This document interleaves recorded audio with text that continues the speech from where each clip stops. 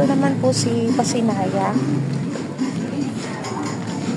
Mayroon po siyang 30 square meters. Lot area po, 32 square meters naman ang floor area nito. Ito po yung upgraded unit. Ito naman po si Pasinaya. Mayroon po siyang 30 square meters.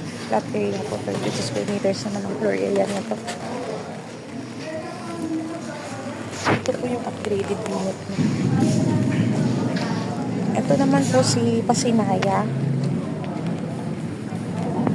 Mayroon po siyang 30 square meters. Lot area po, 32 square meters naman ang floor area nito. Ito po yung upgraded unit. Ito naman po si Pasinaya. Mayroon po siyang 30 square meters.